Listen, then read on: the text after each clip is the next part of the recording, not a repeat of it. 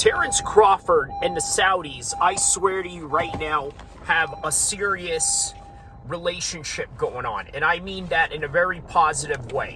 Why? Because Terrance Crawford at one point was a very hard fighter to promote. And that's going and dating back from the days of Bob Arum and Top Rank. And obviously he got picked up by Eddie Hearn. And as a result of that, he was able to get the fight with Errol Spence. Although, I will say this, right? Ever since the Errol Spence fight, it opened up a whole wide range of different doors for Terrance Crawford. Now, let's go back and take a look at the excuses that Bob Arum had mentioned in terms of why he had a hard time promoting Terrance Crawford. His excuse, Bob Arum, and I quote, he has to go out and promote himself. But as Bob Arum and the promoter, a longtime promoter dating back to the days of Muhammad Ali's amateur career, you should be the one doing that. However, he was negligent to that point and decided to do nothing about it. So what makes the Saudis a much better promoter than Bob Arum? Obviously, the trajectory and where they're at, they're not going to admit that they are promoters, quote unquote. What they are facilitators, and they're going to tell you that point blank range, okay? That is their intention in the world of combat sports and boxing, not to interfere, not to change or alter anything, and in particular, not even the UFC's concept of how they do their productions in the most bland possible way, but yet works for their brand. Nonetheless, that's not what they're there to do. They're there to tweak it a little bit, give a little bit of some changes with good money and a great investment behind it. I think that they changed the game in terms of promoting, but not only that, matchmaking.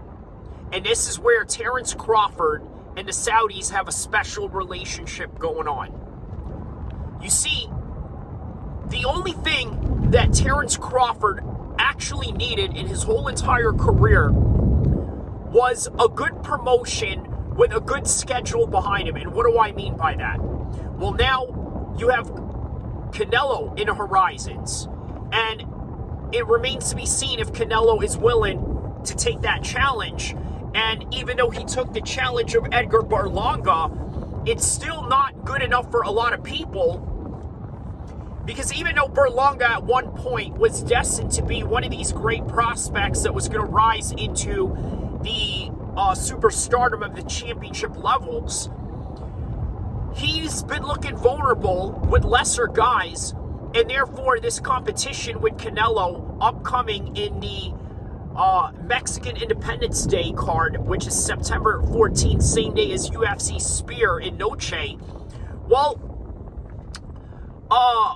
people are not impressed by it, but people are willing to pay money to go see Canelo and Terrance Crawford.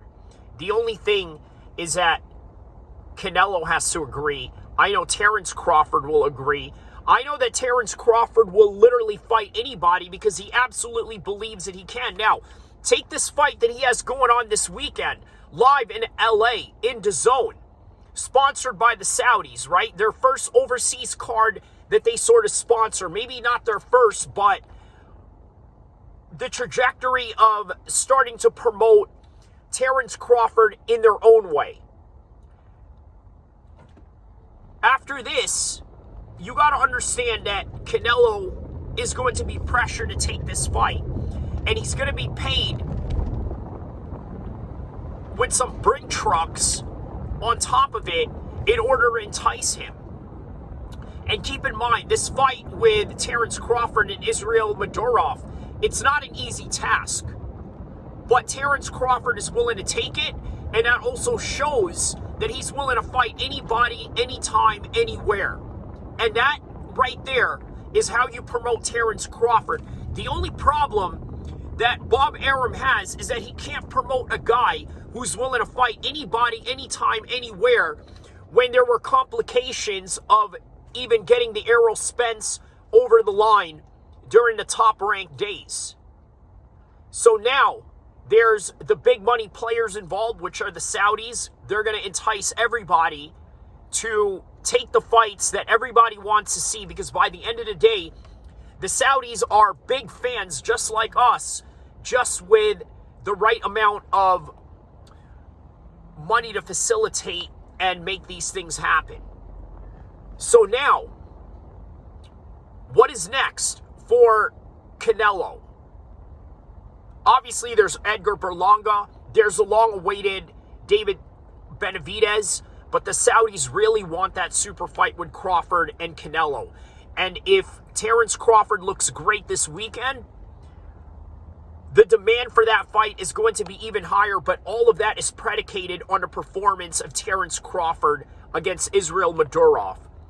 Now, a lot of the experts say that Terrance Crawford is supposedly going to walk through this guy. But there's a reason why this guy is undefeated. There's a reason why he's a champion. And you always have to be aware of guys that are the most unknown, because they have a dangerous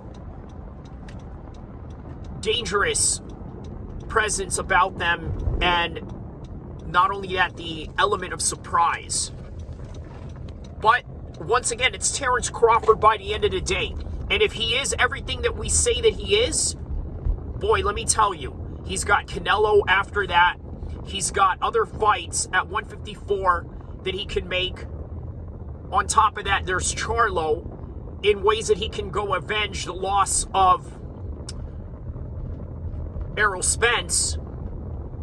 And then there's whatever fights Terrance Crawford wants after that. It could be the WWE or UFC for all he wants. He gets it.